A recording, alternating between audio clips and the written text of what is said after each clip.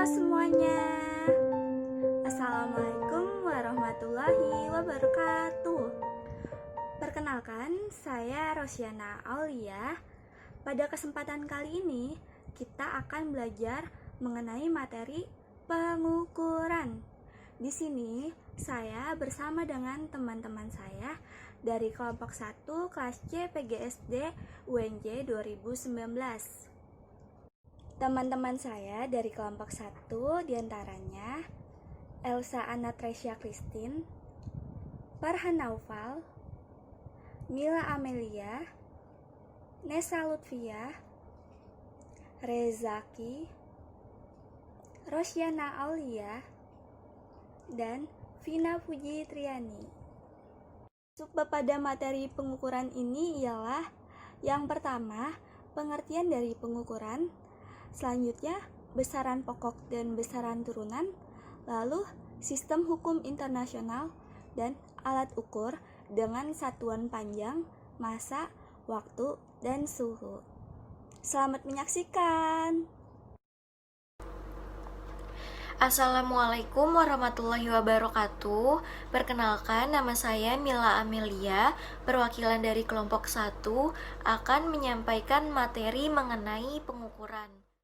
Pengukuran adalah suatu prosedur yang sistematis untuk memperoleh informasi data kuantitatif, baik data yang dinyatakan dalam bentuk angka maupun uraian yang akurat, relevan, dan dapat dipercaya terhadap atribut yang diukur dengan alat ukur yang baik, dan prosedur pengukuran yang jelas dan benar atau secara umum. Besaran dibagi menjadi dua, yaitu besaran pokok dan besaran turunan. Konsepnya, besaran pokok adalah besaran yang satuannya telah ditentukan terlebih dahulu dan tidak diturunkan dari besaran-besaran lain. Besaran turunan adalah besaran yang satuannya diperoleh dari besaran pokok. Selanjutnya dapat dilihat ada dua tabel, yaitu satuan besaran pokok dalam sistem metrik dan besaran turunan beserta satuannya. Pada besaran pokok, selain 7 besaran pokok di atas, terdapat 2 besaran pokok tambahan, yaitu sudut bidang datar dengan satuan radian dan sudut ruang dengan satuan steradian. Selanjutnya, Satuan Sistem Internasional atau SI. Satuan merupakan salah satu komponen besaran yang menjadi standar dari suatu besaran. Sebuah besaran tidak hanya memiliki satu satuan saja. Dengan demikian, Satuan Sistem Internasional adalah satuan yang diakui penggunaannya secara internasional serta memiliki standar yang sudah baku. Yang pertama, Satuan Internasional untuk Panjang. Hasil pengukuran besaran panjang biasanya dinyatakan dalam satuan meter, sentimeter, milimeter, atau kilometer. Satuan besaran panjang dalam SI adalah meter. Yang kedua, Satuan Internasional untuk Massa. Besaran massa dalam SI dinyatakan dalam satuan kilogram. Yang ketiga, Satuan Internasional untuk Waktu. Besaran waktu dinyatakan dalam satuan detik atau second dalam SI. Yang keempat, Satuan Internasional untuk Arus Listrik. Besaran arus listrik dinyatakan dalam satuan ampere. Yang kelima, Satuan Internasional untuk Suhu. Satuan standar suhu adalah Kelvin, yang didefinisikan sebagai satuan suhu mutlak dalam termodinamika yang besarnya sama dengan 273,16 per 1 dari suhu titik triple air. Yang keenam, Satuan Internasional untuk Intensitas Cahaya. Besaran intensitas cahaya dalam SI mempunyai satuan kandela. Yang ketujuh, Satuan Internasional untuk Jumlah Zat. SI untuk jumlah zat adalah mol. 1 mol setara dengan jumlah zat yang mengandung partikel elementer sebanyak jumlah atom di dalam 1,2 kali 10⁻² kg karbon 12. Kedelapan, konversi satuan. Konversi satuan dilakukan dengan menyisipkan faktor konversi yang cocok yang membuat satuan lain ditiadakan, kecuali satuan yang kita kehendaki. Assalamualaikum warahmatullahi wabarakatuh. Perkenalkan, nama saya Vina Pujitriani. Selanjutnya saya akan membahas mengenai alat ukur besaran. Nah, alat ukur besaran ini mempunyai 3 macam. Yang pertama ada jangka sorong, yang kedua ada termometer, dan yang ketiga ada stopwatch. Selanjutnya ada alat ukur besaran panjang. Yang pertama, jangka sorong itu memiliki 2 skala, yaitu skala utama dan skala non-use. Dan yang kedua ada mikrometer sekrup. Dalam mikrometer sekrup ini, alat ukur besaran panjang yang paling diteliti dibandingkan alat ukur yang telah dibahas sebelumnya. Kemudian ada alat ukur besaran panjang yang ketiga, yaitu ada mistar. Nah, dalam mistar ini skala terkecil atau ketelitian mistar adalah 1 mm. Kemudian ada alat ukur besaran massa. Alat ukur yang digunakan untuk mengukur besaran massa antara lain yang pertama ada timbangan. Nah, timbangan ini biasanya menggunakan pegas atau per agar timbangan itu dapat berfungsi. Yang kedua ada neraca. Neraca biasanya menggunakan prinsip kesetimbangan antara sisi yang satu sebagai beban dan sisi yang lain sebagai pengukur beban. Selanjutnya ada alat ukur besaran waktu. Nah, alat ukur waktu antara lain ada arloji atau jam. Nah, arloji ini merupakan alat ukur waktu yang sering dipasang di tangan. Bisa juga dipasang di dinding sebagai jam dinding atau dipasang di meja sebagai jam meja atau jam meter. Kemudian alat ukur besaran waktu yang kedua itu ada stopwatch. Nah, stopwatch ini biasanya digunakan untuk olahraga yang membutuhkan kecepatan setinggi mungkin, di mana membutuhkan waktu yang sesingkat mungkin dengan ketelitian yang tinggi seperti lari dan berenang. Dan yang terakhir ada alat ukur besaran suhu.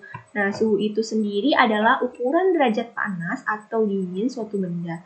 Selain itu, suhu juga bisa diartikan sebagai suatu sifat fisika dari suatu benda yang menggambarkan energi kinetik rata-rata dari pergerakan molekul-molekul. Nah, alat yang biasa digunakan dalam mengukur suhu ini yaitu ada termometer.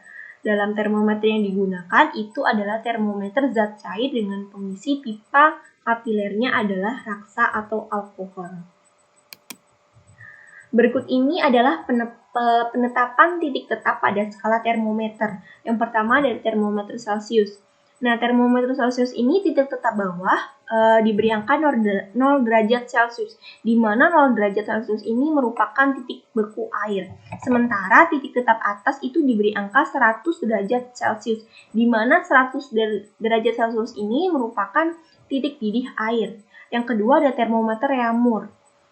Dalam termometer Reaumur, titik tetap bawah diberi angka 0 derajat Reaumur, sementara titik tetap atas diberi angka 80 derajat Reaumur.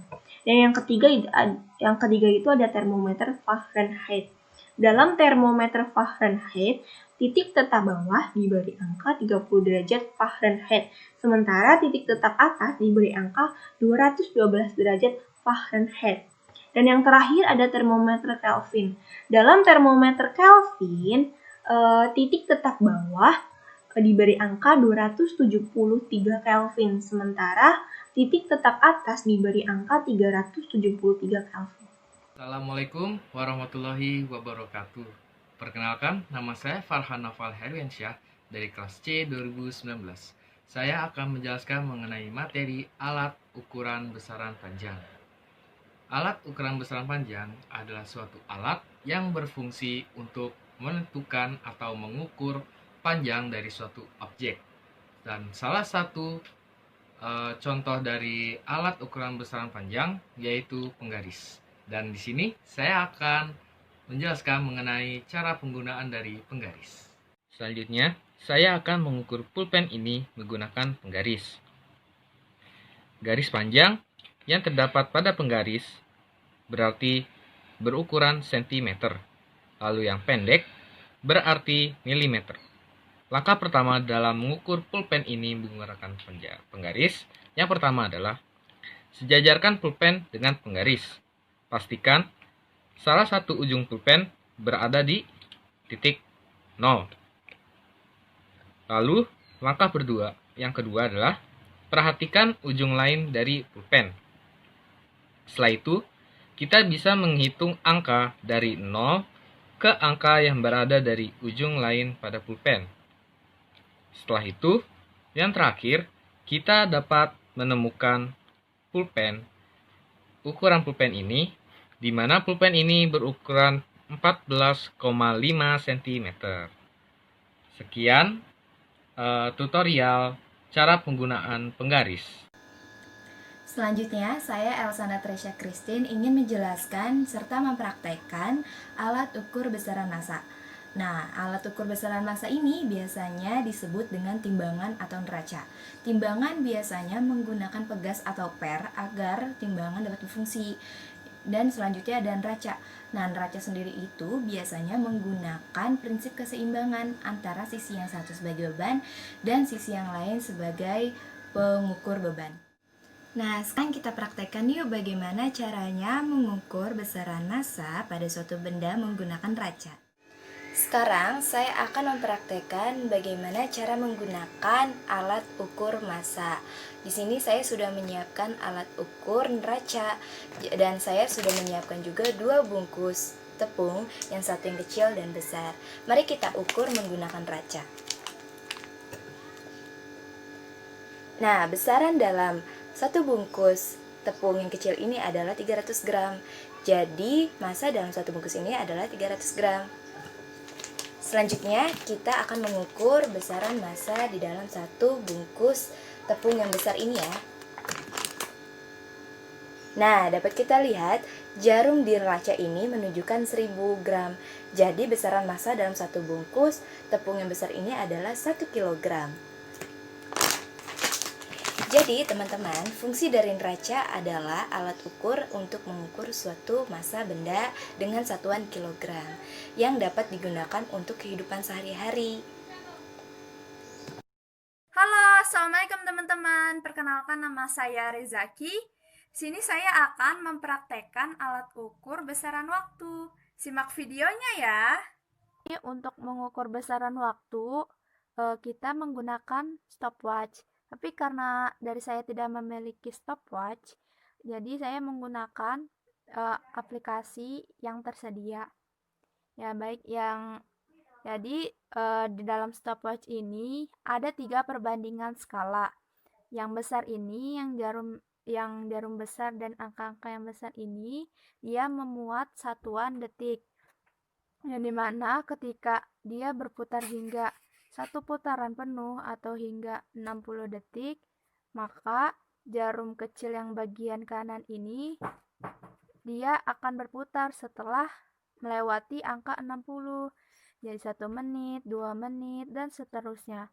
Begitu juga ketika jarum kecil bagian kanan ini 60 menit, jarum kecil bagian kiri ini dia akan berputar juga 1 jam, 2 jam. Jadi yang besar ini dia memuat satuan detik, yang kecil sebelah kanan ini, jarum kecil sebelah kanan ini dia memuat satuan menit, dan kiri ini dia memuat satuan detik. Nah, untuk menggunakan stopwatch itu sendiri, dia tinggal tekan bagian tengah ini, bagian tengah tanda panah itu. Nah, sekarang saya reset dulu ya. Nah, terus kita tekan bagian tengah ini, lalu dia bakal berputar. Nah, ya seperti itu kurang lebih. Semoga mudah dipahami.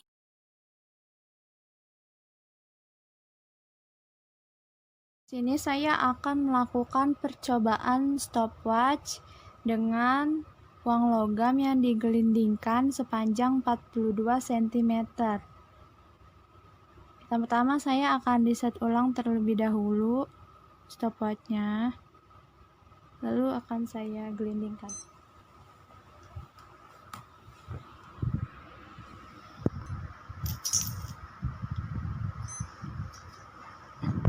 Dan hasil logam yang digelindingkan sepanjang 42 cm itu 2 detik. Assalamualaikum warahmatullahi wabarakatuh. Nama saya Nesa Lutfia Putri dari kelompok 1. Di sini saya akan melanjutkan materi yang telah disampaikan oleh teman saya. Saya akan mempraktekkan alat ukuran besar suhu atau termometer. Sebelum itu, saya akan menjelaskan sedikit pengertian dari suhu. Suhu adalah ukuran derajat panas atau dingin pada suatu benda. Nah, alat untuk mengukur suhu ini yaitu adalah termometer. Termometer ini berbagai macam jenisnya, namun pada kesempatan kali ini saya menggunakan termometer air raksa.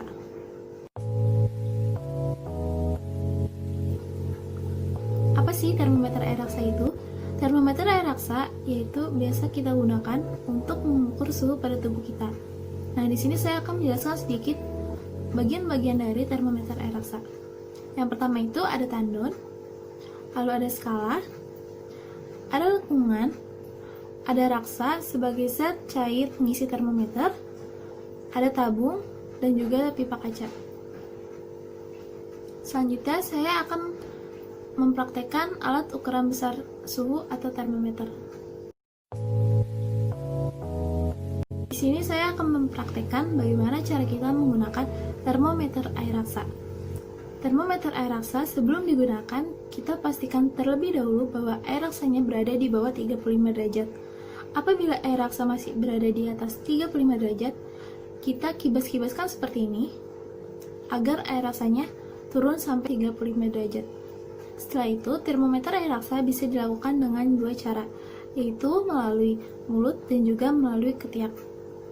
Yang pertama, melalui mulut. Untuk melalui mulut, pastikan termometer air raksa terlebih dahulu. Apabila termometer masih terlihat kotor, bisa digunakan air sebagai pembersih. Setelah itu, masukkan termometer air raksa ke dalam mulut atau di bawah lidah. Pastikan tandon ini dekat di bawah lidah dan diamkan dari 3-5 menit. Setelah selesai, kita cek perubahan air raksa tersebut untuk mengetahui suhu tubuh kita. Yang kedua, melalui ketiak. Untuk melalui ketiak, pastikan tandon ini berdekatan dengan kulit ketiak kita atau menempel. Setelah itu, pastikan tangan sebelah kiri ini ditaruh di samping agar termometer tidak bergerak kemana-mana. Tunggu sampai 3-5 menit. Setelah itu kita mengecek perubahan air raksa untuk melihat suhu tubuh kita. Demikian pembahasan pengukuran dari kelompok kami. Kurang lebihnya mohon maaf bila ada kekurangan atau kesalahan. Terima kasih. Wassalamualaikum warahmatullahi wabarakatuh.